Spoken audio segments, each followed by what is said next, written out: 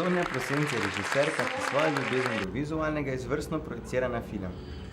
Drevo je njen prvi celovečerec, v katerem se družina znajde v neizhodni situaciji. Edino zatočišče je dom, ki pa sčasoma prav tako postane zapor. Hrepenenje po svobodi in sanjarjenje se enkrat morata končati, tako da je odhod neizbežen.